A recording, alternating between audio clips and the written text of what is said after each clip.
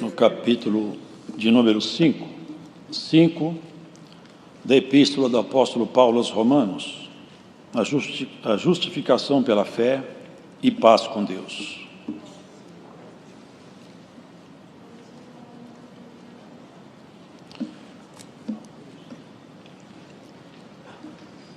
Epístola do Apóstolo Paulo aos Romanos, capítulo 5.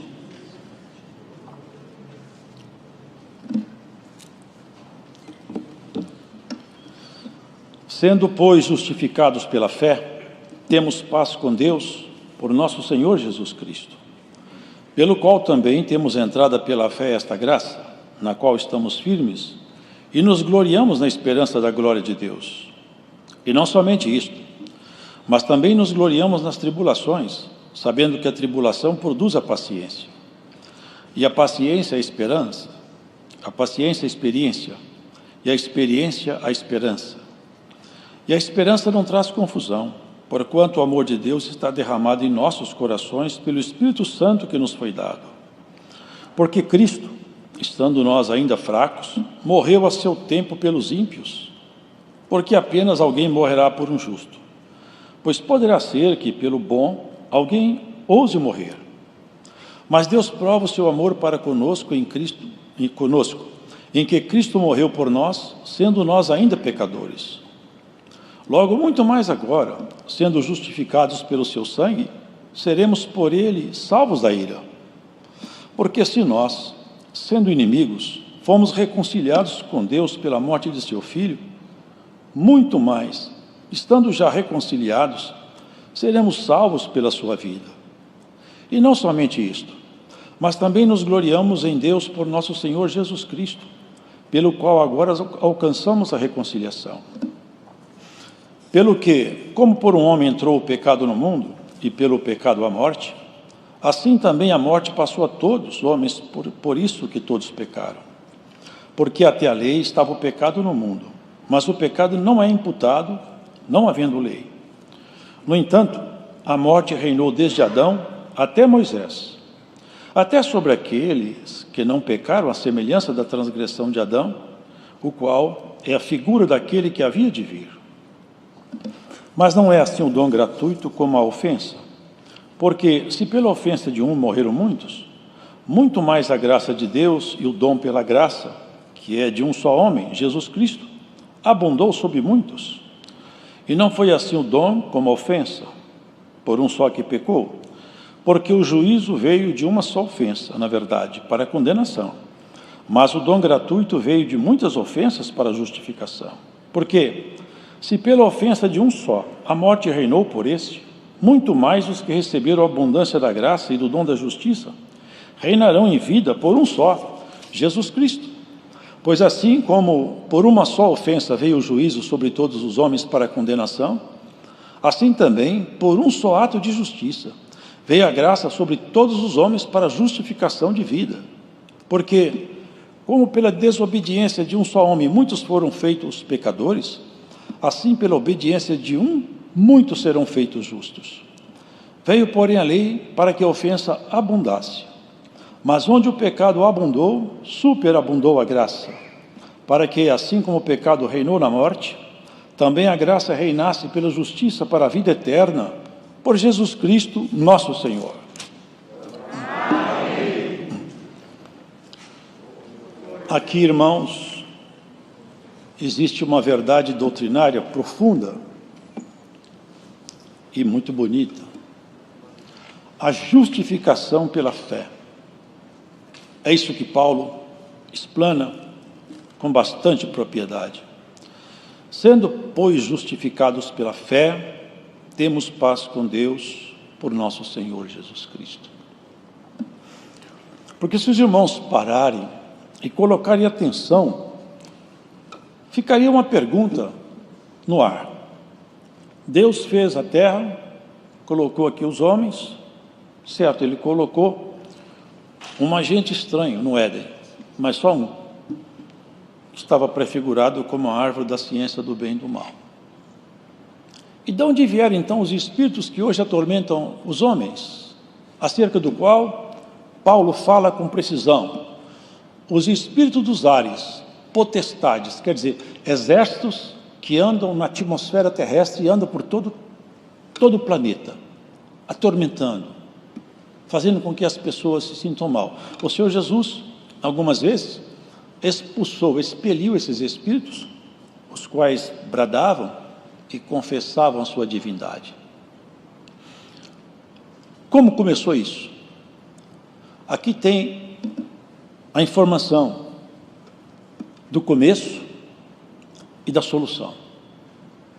Porque quando Adão pecou, ele saiu da proteção divina. Ao sair da proteção divina, o ambiente aqui ficou carregado. Logo, seu filho Caim matou seu irmão Abel. Outra grande brecha se abriu. A terra foi manchada de sangue. E foram tantos pecados que Deus chegou a irritar-se de tal maneira que a ira dele se acendeu. E ele falou para Noé: eu não suporto mais ver tanta miséria debaixo do sol. Eu vou destruir toda a obra que eu construí. Construo uma arca e vou fazer com que a minha ira se descanse nos homens. Os irmãos já conhecem bem. Todos os homens morreram, menos Noé, mais 7 almas. Mas a semente do mal estava em Adão, passou para Caim, passou lá dentro da arca de Noé. Tinha um filho de Noé, que a semente do mal estava nele. Os irmãos percebem que voltou a estaca zero, supostamente com Noé, mas novamente o problema ressurgiu. E a questão é essa: quando o homem pratica pecado, ele pode até não concordar, ele pode até não conhecer isso, mas ele aos poucos vai se fazendo prisioneiro da morte. Quando o homem peca, ele está negociando com a própria morte. O pecado é o salário dele, é a morte. Quando as pessoas vão pecando, sabe o que está sendo feito ali? Leiam depois Apocalipse. A alma dele está em negócio. E o corpo também. Lá no Apocalipse fala assim: ai daquela grande cidade, porque ela caiu. Os mercadores da terra lamentam sobre essa grande cidade, que mercadejava mercadorias de ouro, de prata, cinnamon, mirra. E lá na frente fala assim: e mercadorias, e fala, e corpos de homens e almas. Essa grande cidade, chamada espiritualmente Babilônia, que é esse sistema mundial sobre o qual reinam os espíritos dos ares. Aqui, a prática do pecado é algo tenebroso demais e que, lamentavelmente, as pessoas não percebem o que se passa. Paulo, numa das cartas, não me lembro qual, ele fala assim: fomos vendidos sob o pecado. Porque na medida que a pessoa peca e não se arrepende e não muda seus hábitos e não retrata-se com Deus, a força das trevas vai adquirir autoridade sobre aquela pessoa, até o ponto que ela se carrega de tanta iniquidade. Se ela morrer e tombar naquele jeito, ela não se levanta do lado do Senhor. Por quê? Porque a sua alma foi negociada. O preço do pecado é a morte. O preço da obediência é a justiça da palavra. Os irmãos entendem isso? Qual que é o grande problema do pecado? O grande problema do pecado é que a pessoa vai aos poucos se afastando. Sabe o que significa pecar? Pecar quer dizer, na acepção da palavra, errar o alvo. O alvo do homem é Deus, para onde nós devemos preferentemente caminhar. Quando a pessoa começa a se dar a prática do pecado, ela erra o alvo. E ela cumpre nela o que está escrito que o Senhor Jesus falou. Porfiai, ou seja, lute, insista, para entrar pela porta estreita e pelo caminho apertado. Porque, olha, a porta que leva aos abismos é muito larga e a estrada é bem larga. Mas para entrar no céu, a estrada é apertada e a porta é estreita e poucos passam por ela. Os irmãos compreendem? Por que Cristo veio aqui? Nos resgatar. Sabe o que é resgatar? É tirar alguém de uma cadeia, de uma prisão ou de uma sentença. Nós estávamos todos destinados ao matadouro espiritual. Paulo faz essa confissão. Todos pecaram, todos juntamente se fizeram inúteis. Não há nenhum sequer, nenhum homem que fosse achado nele a integridade tal que ele pudesse ser uma trombeta viva, imaculada, e acordar os povos. Os profetas eram santos, mas não acordavam os povos. A lei era boa, e a lei trouxe um problema, porque a lei descobriu diante dos homens a gravidade do pecado. Deus abomina o pecado. Ele não abomina o pecador, mas o pecado ele abomina. E ele quer que todo homem tenha horror ao pecado. Ele quer que o homem, a mulher, quando vai conhecendo a ele, olhe para o pecado e tenha nojo, tenha aversão ao pecado. Isso é o processo de santificação.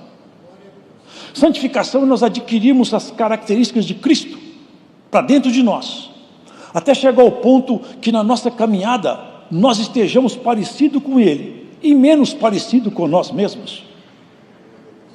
Porque, irmãos, o pecado em si, mas eu posso pecar e depois me arrepender. Nós não estamos entrando nessa esfera. Tá bom, pode arrepender. A questão toda é que nós temos que ter a compreensão desse mal e nos apartarmos da prática do mal. Quando nós nos apartamos da prática do mal, nós abrimos espaço para que o bem tome conta de nós. Os irmãos entendem? Na medida que você começa a se apegar a Cristo, Ele começa a transferir para você o que é dele, até que nós sejamos de alguma maneira transformados. Essa é a regeneração, porque nós somos justificados. Nós não somos justos de nós mesmos. A nossa justiça é emprestada. A nossa justiça está em Jesus. Todas as vezes que nós falhamos, a justiça dele responde por nós, como se nós, a luz dele brilhando, ofuscasse a nossa miséria pessoal. E se nós conseguirmos colocar em nós o que é dele, vai chegar um ponto que as nossas misérias vão nos deixando. As veredas do justo são, sabe como que está escrito? São como a luz da aurora, que vão brilhando mais e mais até se tornar dia perfeito. A irmã não quer ser um dia perfeito, arrancar de você todos os pontos que te fazem sentir menor, de alguma maneira acusado. Cristo te abre uma perspectiva de conhecer a graça na profundidade da justificação. É de você poder entrar dentro do santuário da oração e sentir, como foi falado aqui, a virtude do Espírito Santo ser ministrada em você. Você sentir a alegria de estar vivo. É quando você orar, você sai da oração, você está aliviado. Deus passou por mim com sua virtude. Eu sinto o Senhor em mim. É isso que é a graça. Eu vejo aí a teologia de alguns falando, graça é perdão imerecido. É uma tradução de dicionário. Graça é o poder de Deus operando dentro de nós. Graça é o Espírito de Deus vive em você, te agitando, te arrancando da mão do pecado, é te empurrando na direção do céu, é te fazendo orar pelo seu irmão, pela sua irmã, é levantar de madrugada, orar para o ministério, para a sua filha, para o seu filho, para o seu vizinho, é gritar socorro aonde tem poder, aonde tem resposta. Glórias a Jesus Cristo. Oxalá que essa palavra desperte alguém hoje aqui, e remotamente aonde você esteja. Nós fomos chamados para ser santo. O homem muito sábio pode ser o homem mais iluminado do mundo. Irmãos, não basta. Nós temos que ser santo. Nós temos que ter a mão limpa. o coração puro. Foi para isso que Cristo morreu, para te transformar.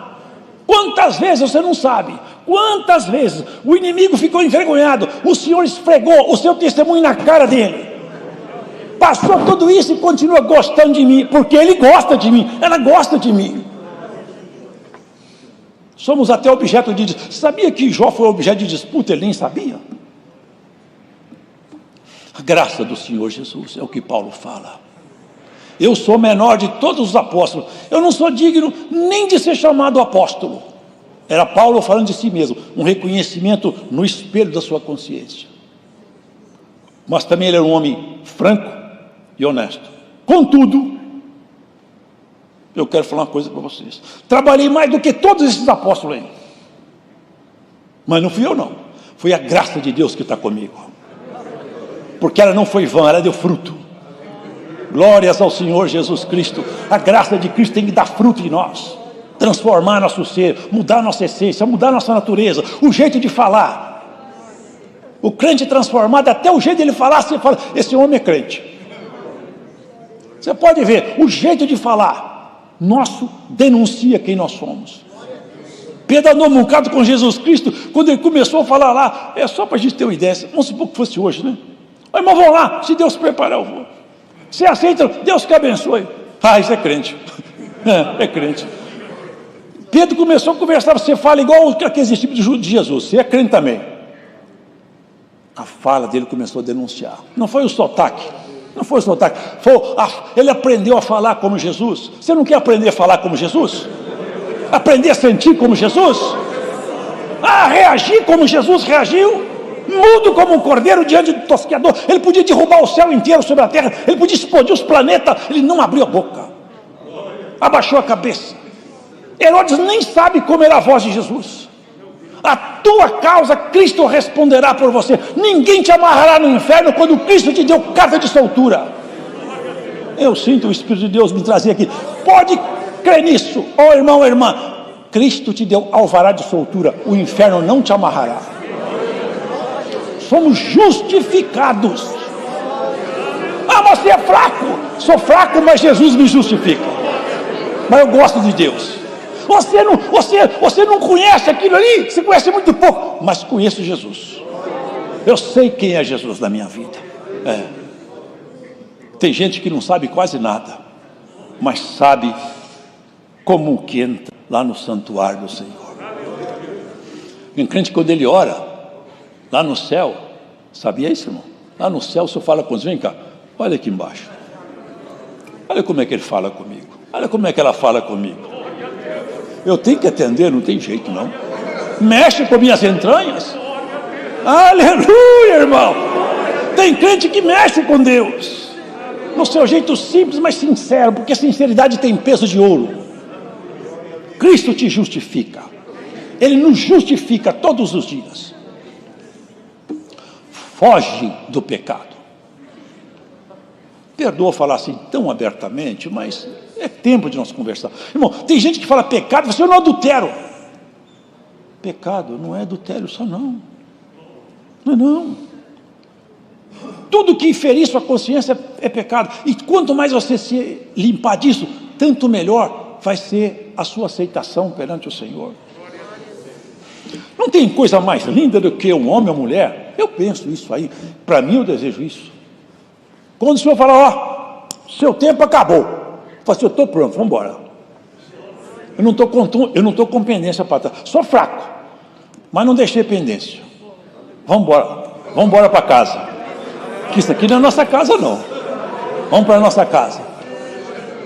Ô irmão, ô irmã, o Senhor passou tanta angústia por nós. A gente não é capaz de passar quase nada. Eu já vi irmão falar, desse jeito eu largo a graça. Já pensou se Jesus falasse isso? Eu vou largar esses homens para trás. Pedro me negando. Já pensou? Um vendendo ele por 30 moedas de prata. Outros correram quando vieram os perseguidores. Mas ele estava exatamente avisado. Avisando, porque ele já sabia de tudo. Avisou os discípulos. Estava lá em Zacarias. Ó espada, levanta-te contra o meu pastor, e as ovelhas vão fugir. As ovelhas fugiram, mas o pastor não fugiu. O que vocês estão procurando? Jesus Nazareno, sou eu. Caiu todo mundo no chão. Todo mundo caiu no chão. Os valentes, os homens com porrete, com espada. Vocês vieram caçar o quê? Uma onça? Um dragão? Eu todo dia ensinei nas praças. Vocês vieram de noite porque essa é a vossa hora. Caiu todo mundo no chão. Vocês procuram quem? Jesus sou eu. Deixa meus companheiros embora. Quando Satanás te procurar, Jesus fala, eu estou no lugar dele aqui. Guarda isso aí, viu, irmão? Todas as vezes que o inimigo te procurar, vai encontrar com o teu Senhor e vai cair ao chão. Deus seja louvado.